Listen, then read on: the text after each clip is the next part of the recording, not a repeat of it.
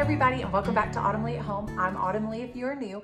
Today, I want to do a large from scratch freezer meal prep day where I meal prep some items for my freezer that way when it's a rainy day where we're super busy, and if you are a busy mom or dad, give me a thumbs up down below. I'm so happy you're here with me today, but we can make items now and put them in our freezer so that on a rainy day we have homemade from scratch food and bread items and breakfast, and that way it's just so much easier and you can pull those items out. All you have to do is thaw them. There's no thinking behind it. So follow along with me and we will go ahead and get started. If you are new to this channel, go ahead and click that subscribe button. I'm so glad that you're here with me today.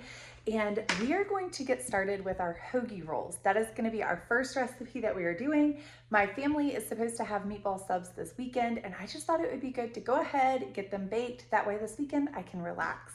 And while I'm already dirtying up a bunch of dishes, I might as well just go ahead and knock it out while I'm there. So we're gonna do our hoagie rolls first because they also have a rest time where I mix the dough and then I need to allow it to rise for about an hour, punch it down, and then let it rise again once I form the rolls for another like 30-45 minutes. Here are all of our ingredients that we will need for our hoagie rolls.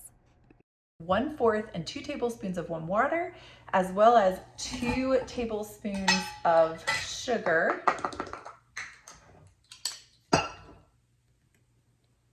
Now I'm about to weigh out 7 grams of yeast. I switched it to grams, and now I want to tear out my bowl. So I'm just gonna say tear, and it brings it down to 0, and then I'm gonna add 7 grams. If you do not have a scale at home, I will link the recipe down in the description below. That way you can follow along with it. It does give like packet wise how many packets, how many grams. It gives the different measurement options, so you can look down there. I will put all of the recipes I'm using today down in the description below. That way you guys have them. And I need, let's see, 7 grams of yeast. So let's see. Oh, I'm pretty close. There we go. Well, that was pretty easy. So I have 7 grams of yeast. I'm just gonna add that to the warm water and sugar mixture. And then I'll make sure I get it all in there.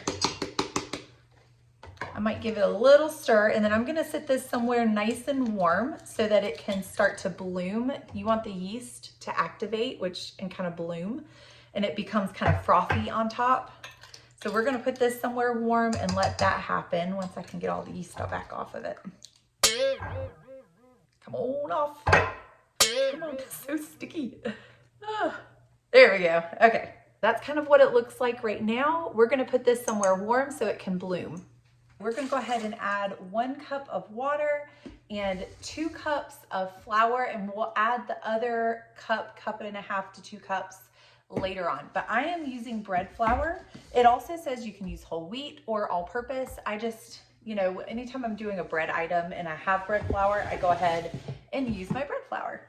There's 1 cup and 2 cups, and then we'll be adding about 1.5 cups to 2 cups more as we go, as we need it. I like to start off with the lower ratio. So in the recipe, it says to add 3.5 cups and then up to 4 cups. So you want to start off with the 3.5 cups first, because you can always add flour later, but once you add it, you can't take it out. So we'll go ahead and start with 3.5 cups, but right now it says to start with the 2, and then as we're mixing it to add like 1/2 cup at a time. So we'll do that, but I am going to go ahead and add our salt next, and it says 1 teaspoon of salt.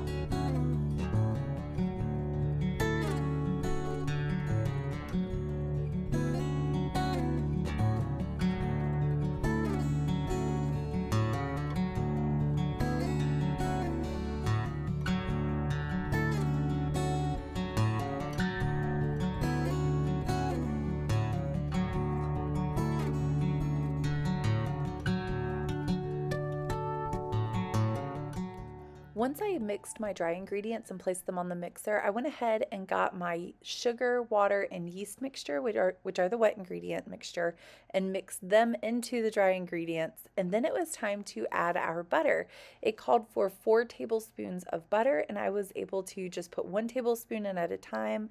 It says for you to kind of wait for that to mix in before adding another one. I have found it takes forever for them to get added and mix in. So I kind of rushed that process a little bit, but I haven't noticed any change in my recipe or the outcome of my bread and my hoagie rolls. So it worked out just fine. I went ahead and turned this off so you guys could hear me, but while this continues to knead for a few minutes, I'm actually gonna get started on my next project, and that is for our sandwich bread. I'm gonna go ahead for our recipe number 2, which again, I'll put down in the description. I'm gonna make our sandwich bread. I did this in a recent video where I compared 2 different ones, which I can also link down in the description if you're interested in watching it. But today it's more for stockpiling our freezer. We're gonna go ahead and make 2 loaves. And this recipe, if you can tell, kind of has pretty much the exact same ingredients.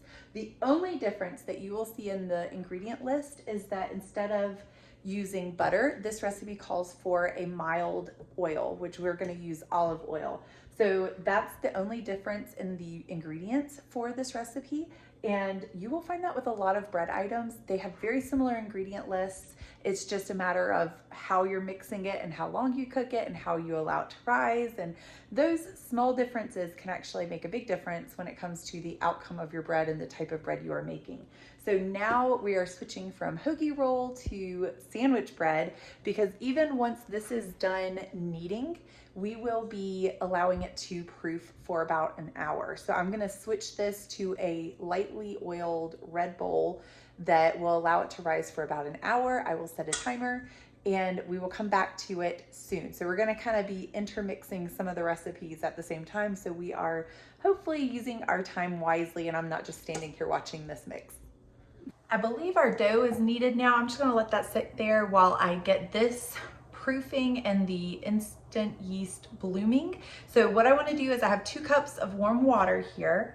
I'm going to add a tablespoon and a half of yeast.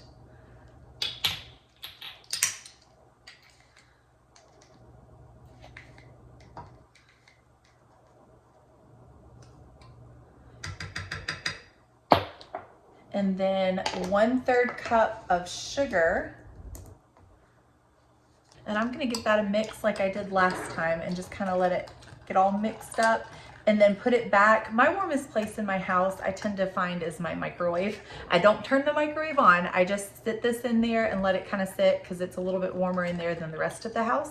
So I'm gonna sit this in there and let it sit for 5 to 10 minutes until you get that little frothy foam layer on the top like we did with the last one.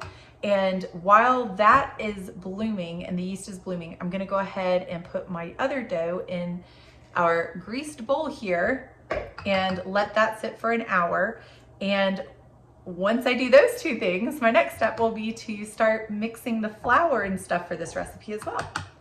And I just put a little bit of olive oil in there just to kind of coat the bowl so that the dough doesn't stick to it as bad. And then I will lightly cover it and sit it again also in a warm place. The nice thing about doing multiple recipes, and I've kind of mentioned this in the past, is when you're doing multiple recipes at one time and you do these big meal prep days all at one time with multiple batches and even different recipes, a lot of times you will find that you can reuse the same equipment. So for the hoagie rolls and the sandwich bread, all of the ingredients are the same and everything's already dirty. So I don't have to dirty up items. And look, that's perfect. So I ended up using 3.5 cups of flour. You don't want to use too much flour because it can make it too dense. I'm hoping all the butter got mixed in. I think it did because I don't see any big clumps or anything. But you don't want it to become too dense. And so by being able to put less flour and maybe knead it a little bit longer, it will allow it to be nice and fluffy hoagie rolls. So I'm gonna let that sit right there and cover it with a towel in a warm place. Ooh, it's so heavy. Oh, I just filled it with more bread flour because I ran out recently, and so it's a little heavier than usual. So our next goal is to mix our flour and salt, and I think it's a teaspoon of salt. Let me double check. It's a teaspoon of salt and 5.5 cups of flour. But what I'm gonna do is I'm gonna mix 4 cups with our teaspoon of salt. And then if I need to add more, I'll add about half a cup at a time to add up to the 5.5. I believe last time I did this recipe, I did need the full 5.5, but again, it's easier to add it than it is to take away. You can't really take it away once you've added it. So we'll start off with 4 cups and slowly add more than that. Go ahead and mix our 1 teaspoon of salt in here. After we mix in the flour and the salt, we will go ahead and mix in the oil as well as the yeast mixture that is currently sitting in the microwave blooming. We want it to bloom first, but let's go ahead and do 4 cups of flour. And again, I'm using bread flour because it is a bread recipe. If you don't have bread flour, use whatever flour you have, all-purpose flour, whole wheat flour, whatever it may be, it can be substituted. Again, recipes down in the description if you would like to take a look at it, but typically, for the most part, you can exchange flours. The only big difference I think would be if you grind your own flour, like you mill your own flour at home. I know recipes can be a little bit different when you do that. So just again, be mindful, it's easier to add flour than it is to take it out. I'm not gonna put this away, I'm just gonna set it to the side and kind of out of the way. That way, if I need it, again, more than likely I'm gonna need it, I can add it back in there. But until then, let's get this mixing.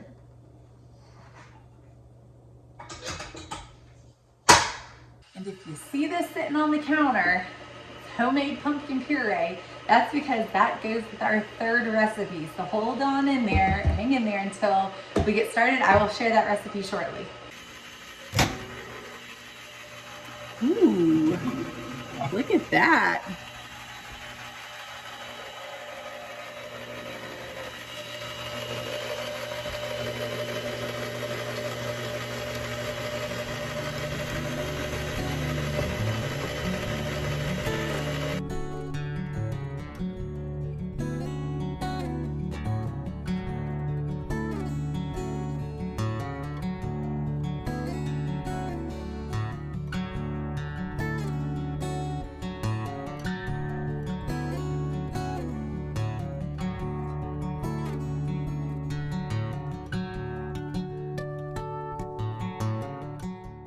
Once our sandwich dough was finished mixing, I went ahead and took it off the mixer and I put a little bit of olive oil in the bottom of this bowl, and I'm gonna let it rise in this bowl.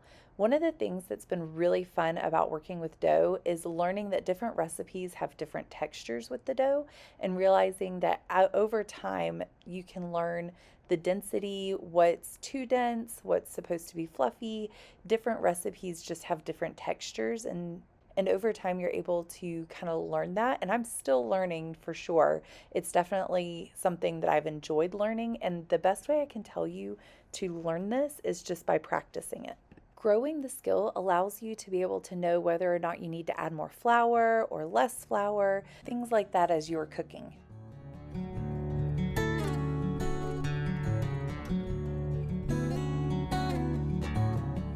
I went ahead and set my timer for this bowl. This is the sandwich bread bowl. I don't know if you can see it super well. That's the sandwich bread bowl.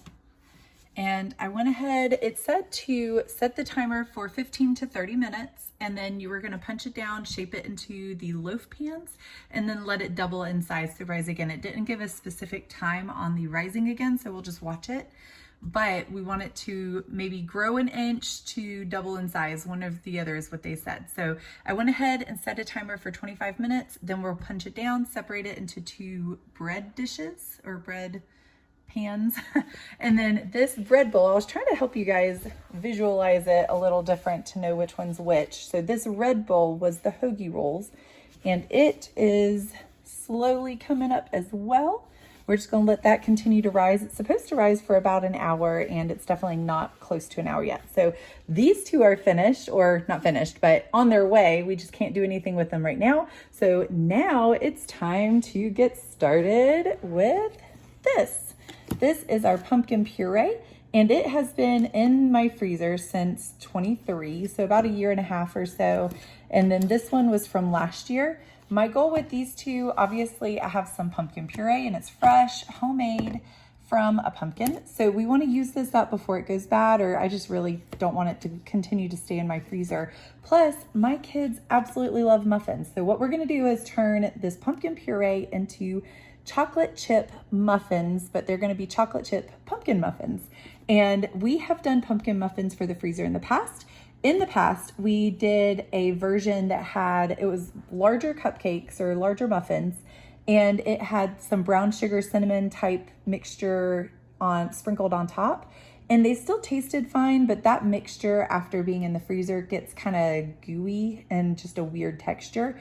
And my kids still ate it and loved it, but I thought this time, instead of doing the brown sugar cinnamon mixture on top, we could do a pumpkin chocolate chip muffin, and I figured those would probably freeze a little bit better. So that's my goal this time, and to stock up our freezer with muffins because my kids love those for breakfast. And what better way to have a healthy breakfast than to use pumpkin puree? So we'll go ahead and get started on that next. Here are all of the ingredients we need for our chocolate chip pumpkin muffins.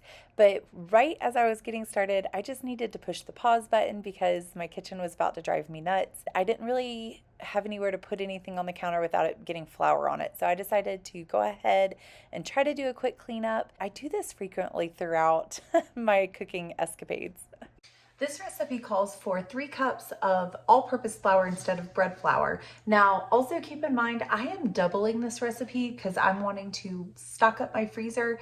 If you look in the description, everything I'm doing is, the actual recipe is half of what I'm doing. So I'm doing 3 cups, but the actual recipe will say 1.5. But just to keep it simple, just know that I'm doubling everything. So I'm gonna do 3 cups of all-purpose flour, 1 teaspoon of baking soda, 2 teaspoons of baking powder, 1 teaspoon of salt, and I actually forgot to set this out in that video of showing all the ingredients, but there's salt in it as well, of course. And then 2 teaspoons of pumpkin spice.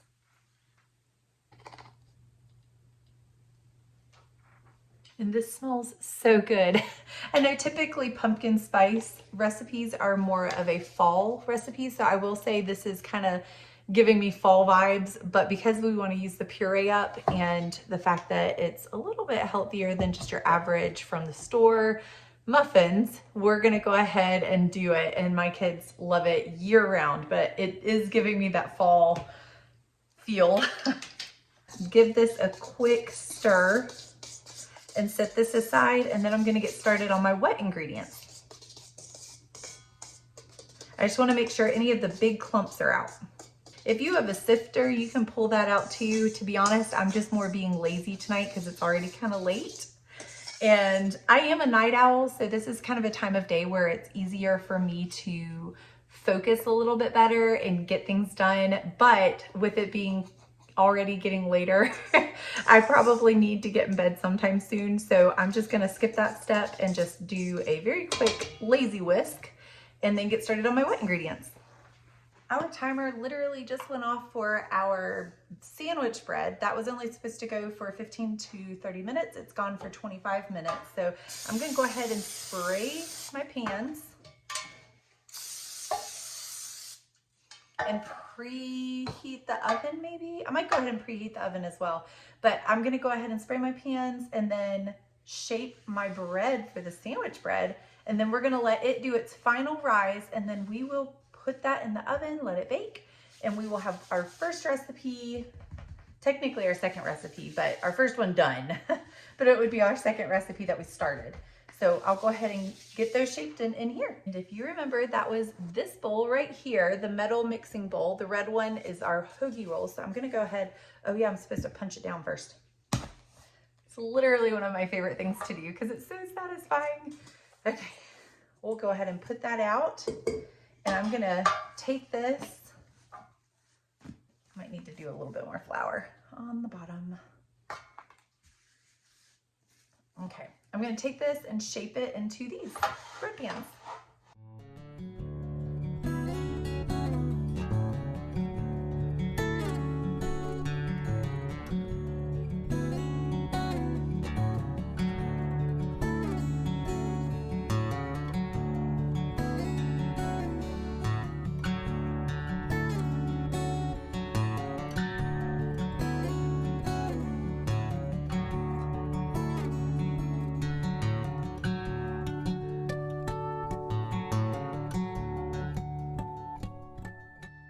These will be the first thing that we bake because they also are the lowest temperature. So they were first to get done, all of that. So we're going to preheat the oven to 350 and we're going to let this double in size. But that actually works well because now that we're turning the oven on, it should help it warm up a little bit quicker and proof. So I think the recipe said at least an inch in height or double in size. So we'll just kind of let this sit here and we feel like it's ready. It didn't give an exact time frame.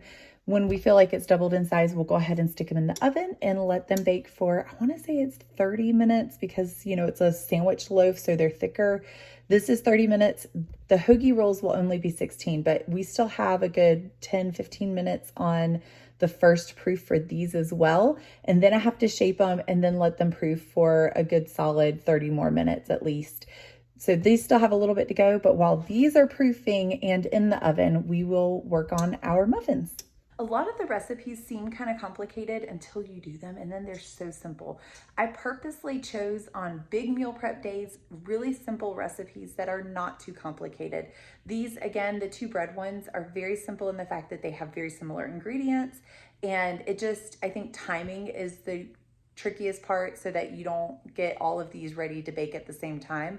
That can be a little bit tricky, but as you're doing it, you can fill those gaps. And the more you do it, the easier it becomes with timing and learning how to fill those gaps. When it's your first time baking something, sometimes you're not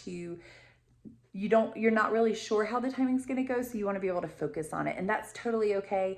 I think one of my goals this year is to get really good at baking items that, like maybe a couple of recipes that we use all the time. So I would love to learn the sandwich bread recipe and maybe even like the bagels or a couple of the other recipes that we just use very often. I want to get really good at those recipes so that I can use them even if, say, the power were to go out. So back when Hurricane Helene came through, we lost power thankfully we were really lucky. Pretty much most people in our area had power out for a week to 2 weeks, some even more than that. But it was very common that there were many, many people out in our area that had no power for 2 weeks. And we were very blessed and very lucky to have only lost it for a day and a half.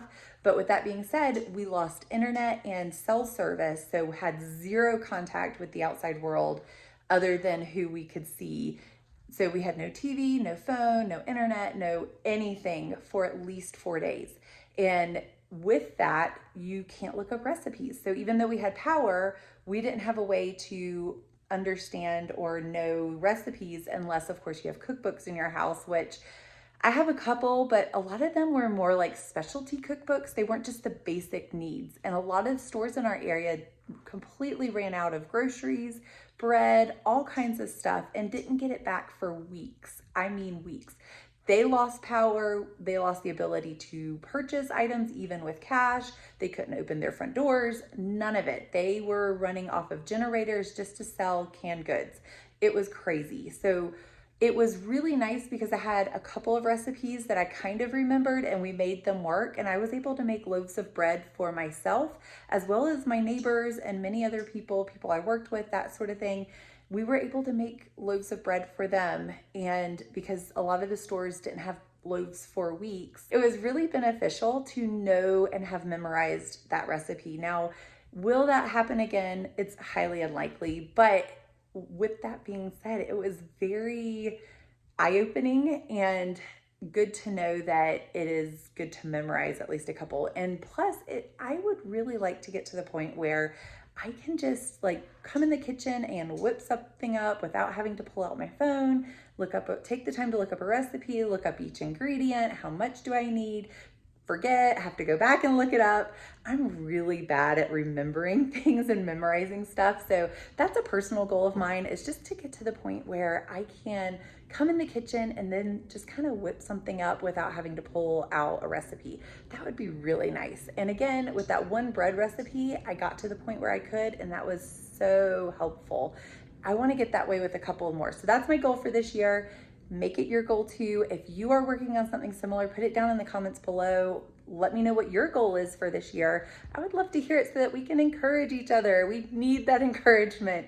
I need that encouragement. So we will get there, and just one step at a time. And that is our preheated oven. but we're gonna let that sit for a little bit longer and just let it rise. I'm gonna get back to making our muffins. We did the dry ingredients. Now it's time to do the wet ingredients. I jinxed myself. I was gonna get started again on the wet ingredients, but as I finished up saying that, our other timer went off for our hoagie rolls right here. So we're gonna go ahead and actually shape those next. I'm hoping to be able to get, again, that's the whole timing thing. I'm hoping to get these in the oven before these because these cook for 375, which isn't that big of a difference, but and these actually only take 16 minutes to cook, but I'm going to need to shape them and then allow them to rest and rise for another 30 to 45 minutes. So we should be able to cook these first. I'm going to do my best to get these in the oven first, but for now, before we mix our wet ingredients for the muffins, which thankfully that can wait, it's not that big of a deal, we're going to go ahead and shape our hoagie rolls and get those rising in the correct shape that they need to be as well. When shaping the hoagie rolls, this recipe actually says to use as little flour as possible. So I'm gonna do my best not to use a whole lot. I don't think that will be a problem, but we'll get started and see how it goes. This is our hoagie dough, if I can say it right. It looks like it's kind of doubled in size, but it still has a little bit of doubling to go because once we shape it, oh, I gotta punch it down too, yay. And that creates all those pretty air bubbles in there too. And I'm gonna cut this, it says 4 to 8. I'm definitely gonna do 8 because that way my family can eat this. And plus some of my kids don't need a massive hoagie roll. They won't eat that big of a meatball sub. My meatballs, I had actually made a different night and I made a double batch. So I did a dinner plus one when I was cooking the meatballs, and whatever I didn't use for that dinner that night, I actually was able to put in the freezer and use for dinner for a second meal. So that's the dinner plus one, which makes it really nice. And I may have to add a little bit more dough to some of these so that they're more even. My cutting isn't exactly even.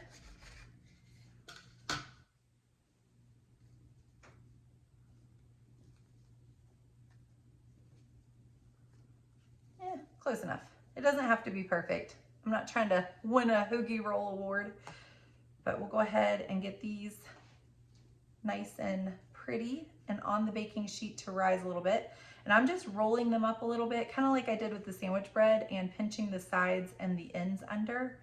And you want them to be about the size, like the length or so that they're going to be for the sandwich bread, because they will rise a little bit, but not a ton.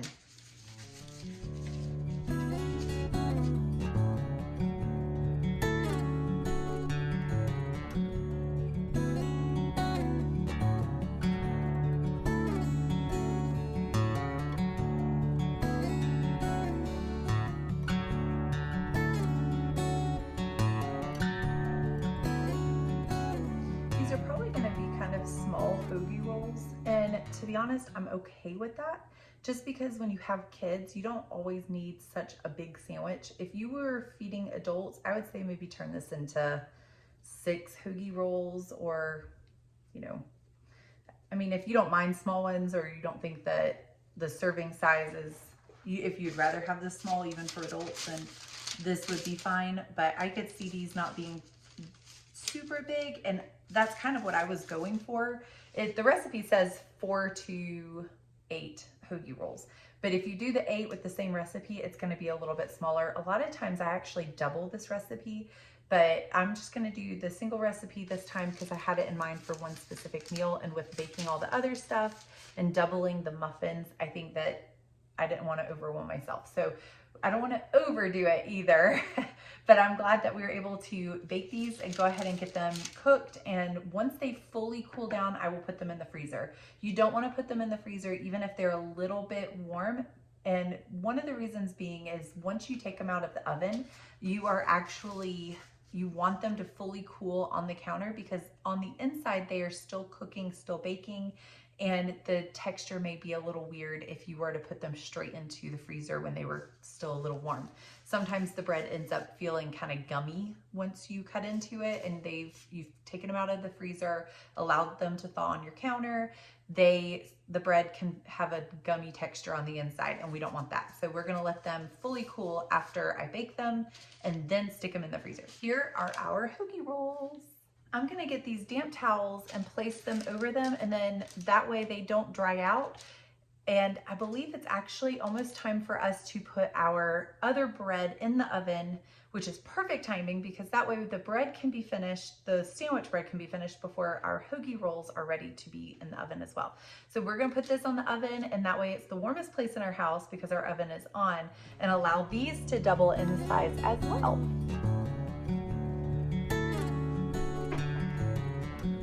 Here is our sandwich bread. They have definitely doubled in size. Those look great. So I'm gonna go ahead and stick these in the oven, and I believe I need to put them in at 350 for 30 minutes. So what I'm gonna do is set the timer for 25 minutes, maybe 20 minutes. I might do 20 minutes, and that way I can keep an eye on them. If I need to put aluminum foil, I wanna say last time I baked these, I had to put aluminum foil over the top to keep them from becoming too dark and hard or brown or burnt on top, but still needing to bake on the inside. So I will do this for 20 minutes, check on them, maybe need to put aluminum foil on the top and bring them out. Technically it's supposed to go for 30, but we'll see how long it takes. We'll start off with 20 and go from there.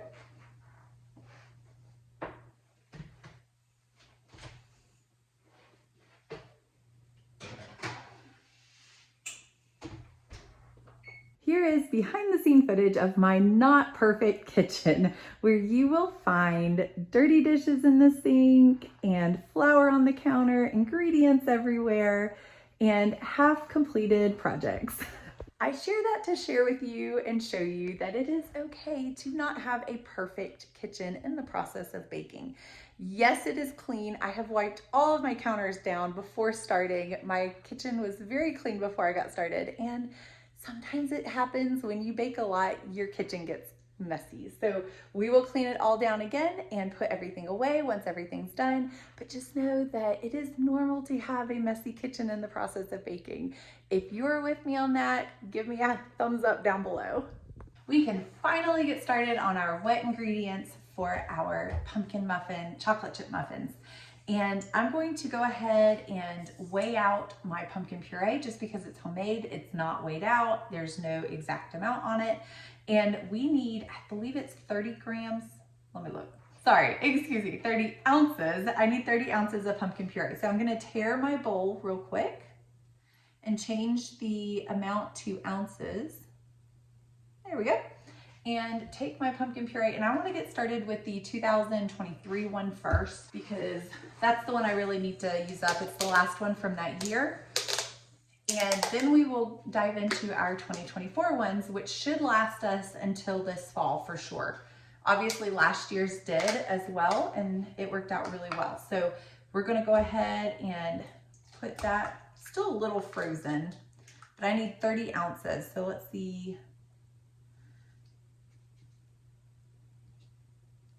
Almost 19 ounces. Yep, there we go. We're at 19 ounces for that one. And then we're gonna need part of this one. There we go. And this one's probably still a little frozen. Yeah, it's still a little frozen too, but that's okay. It'll unfreeze as we work with it. Almost perfect. I'm at 30.05. That will be fine. And I only have a little bit left, so I'm probably not gonna save that last little bit. We'll see. I don't know if I have anything to do with it. So I'm probably not gonna save it. It's only like a little bit left. I think that's okay. And that used up 2 almost quart sizes of pumpkin puree that was homemade, which is great because homemade is always a little bit healthier than store-bought at least. But I tend to get things everywhere. That's why I'm wearing an apron. I think I splattered pumpkin juice everywhere, pumpkin puree. So we got our 30 ounces. And that's what that looks like. Next is a 1/3 cup of vegetable oil, and this one's almost out, so I'm about to open my other one if I don't have enough, but I might. Nope, not quite. So we finished that one, and I'm just gonna open this one really quick. It's hard to open when you have oil on your hands. Okay. Let's see if I can do this without spilling too much.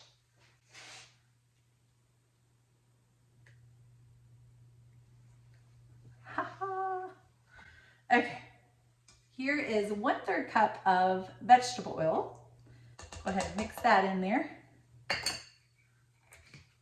And then a lot of times, you know, here in the South, we fry food often. So like fried pickles, fried chicken, fried okra, things like that. And I find that these are perfect. I don't want to put all that grease and oil down my sink once the item of your choosing is fried.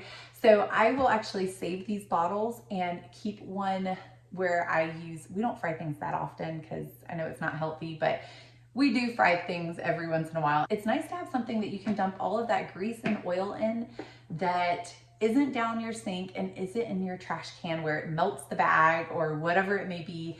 I usually just pour it into here, and it's great because then I can just toss this bottle. I don't have to worry about melting my trash bag with the hot grease and oil. So that's been a really nice trick to have. Next up is 1 1/4 cup of sugar. This, I believe, is a third measuring cup. So I'm just going to use this to get the 1 cup. I'm making y'all do fractions today. So there's 1, 2, 3, because it's 1/3. I need it 3 times. And on top of that, I need 1/4. And all of my 1/4s are dirty, and I'm being lazy, so I grabbed 1/8, and we'll do 2 of those.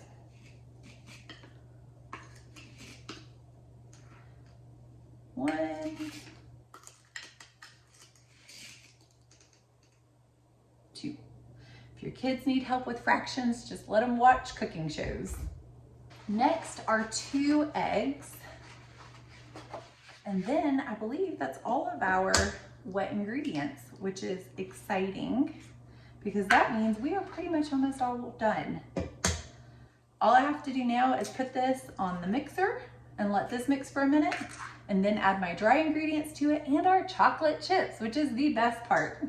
I had washed this bowl after using it for the 2 bread recipes just because this recipe was a little bit different, or quite a bit different than with ingredients than the previous recipes, as well as with the other ones we wanted to use the bread hook, but for this one we are going to use this attachment. So we're going to go ahead and put these ingredients on, let it mix up as we add our dry ingredients. And before I get that started, I'm going to let you guys look at the bread because it's beautiful. It is coming up. The sandwich bread is looking gorgeous. I'm going to spread a little bit of butter over the top. You don't have to do that. It's just a fun extra thing to give it a little more flavor. So I'm going to do that with the top once it is completely finished, but it's rising beautifully, and then we will get that mixing. I started off with 20 minutes for these, but they definitely needed a little bit longer, and the tops weren't getting too brown quite yet. So I added 5 minutes for a grand total of 25 minutes. Our hoagie rolls are rising beautifully. And now I am adding my dry ingredients to my wet ingredients for my pumpkin chocolate chip muffins. As I'm adding the dry ingredients, I go ahead and add all of the ingredients, and right when I'm finishing up, the timer goes off for our sandwich bread. So that was perfect timing because now I can allow that, our mixture for our pumpkin muffins, to continue to mix while I pull our beautiful sandwich bread out of the oven and go ahead and add that butter to the top of it. Not only does the butter give this wonderful extra flavor to the bread, it also adds a beautiful golden look to the top of the loaf.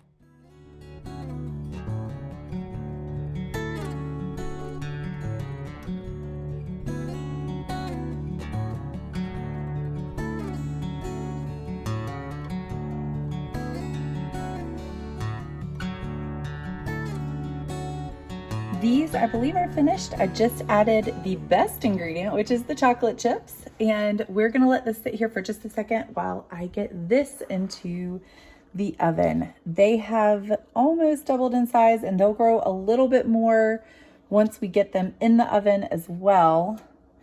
I think this is starting to stick, the paper towel is starting to stick to them too, so I need to be careful taking that off. But the other thing is I switched this to 375, which this recipe, as well as I believe our muffin recipe, are both 375. So we're gonna go ahead, I'm gonna score the hoagie rolls, and then we'll get them in the oven.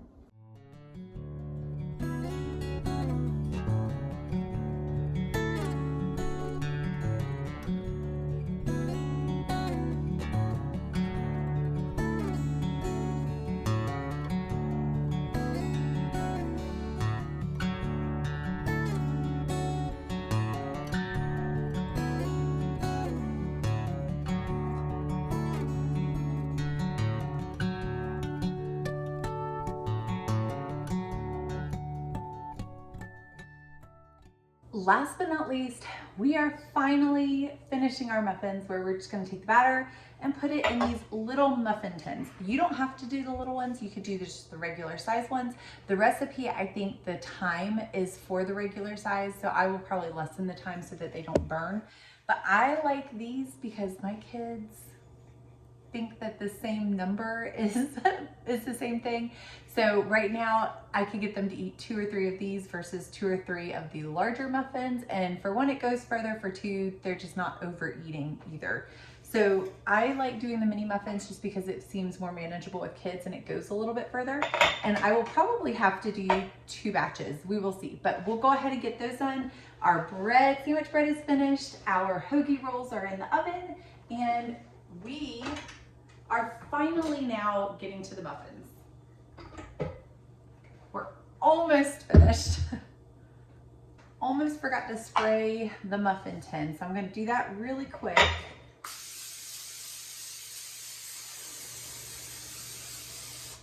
Muffin tins are my least favorite thing to wash or hand wash. So I know I'm spraying them obnoxiously, but that's because I really don't want to have to scrub these.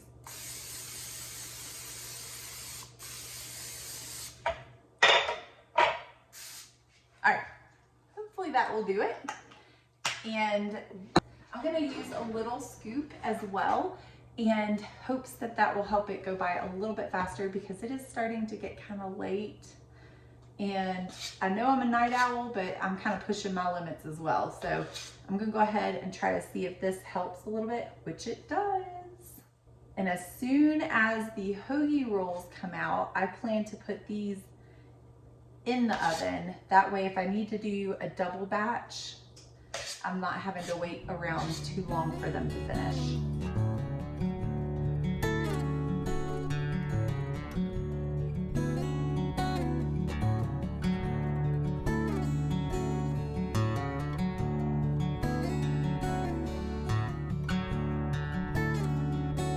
Let's see what these look like. That was our 12-minute timer. So I kind of just want to take a peek at them and see if they're burning on the bottom, or if they're, ooh, yeah, okay. I think they're done. So let's go ahead and take these out. And those look pretty. Some of them are a little small, but like my 3-year-old, that one's a little small, that one's a little small. My 3-year-old, those are the perfect sizes for her. So, and my husband can eat more than one if he wants to. But these, I think, turned out great. They're a little burnt on the bottom. Or not burnt, but they're really, whew, they're hot. I can't look. Okay, there we go. I was trying to not burn my hand. So those actually look perfect. They don't look too overdone or anything. So we're gonna go ahead and take those out at 12 minutes. I reread the recipe just because I wanted, of course, to double check, and it actually is 350, not 375. I changed it to 350, and I went ahead and opened this just to let it vent for a minute and kind of cool off a little bit. Because the other thing too is the recipe that we're using calls for muffins, like the normal size muffins, and I'm using mini muffin tray. And so I need to lower the time as well. The normal, I think, cook time for this recipe is 20 to 25 minutes.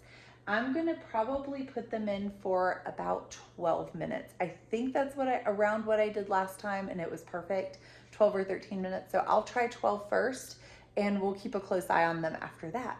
But they shouldn't take too long. And I am gonna have to do a second batch because I filled all of these, which was great. That's what I want, and I got stuff all over me. But I still have a good bit left, which is also fantastic because, again, we wanted a large batch. So I will put these in the oven first for about 12 minutes once it cools off for just a moment. And once they come out, we'll go for round 2.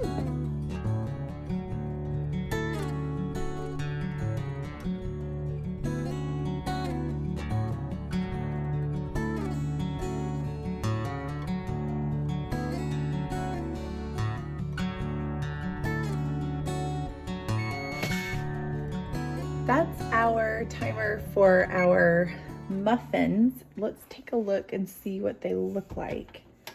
Ooh, let's pull them out. They look like they're starting to brown on the edges. I'm afraid if I let them go any longer, I don't know if I can get it out without ripping it. I might let them go for another minute. It looks like they're starting to brown around the edges, but I think I might let them go just a little bit longer. I'll set the timer for maybe 1 more minute, and then that way, that will be a total of 13 minutes, and we'll see what they look like. Here's the timer for 1 more minute. I added a minute to make it a total of 13 minutes. Let's see what they look like. And I think I'm gonna go ahead and call that done. So let's go ahead and get these out. These are looking pretty good. I'm gonna go ahead and try to get some of them out on a baking sheet. I'm hoping they're finished enough. They ended up being in there for 13 minutes. I'm gonna try to put one of the pans out on a baking sheet so I can finish the second batch. Let's see if I can pop a couple of these out and see what they look like. Ooh, they're not cool yet, so hopefully I can get them out without messing them all up. They probably could have gone a little bit longer, but I think they'll be okay. So maybe more like 14 minutes next time. They're starting to turn a little bit brown, so I think that they're okay, but maybe could have gone a little bit longer.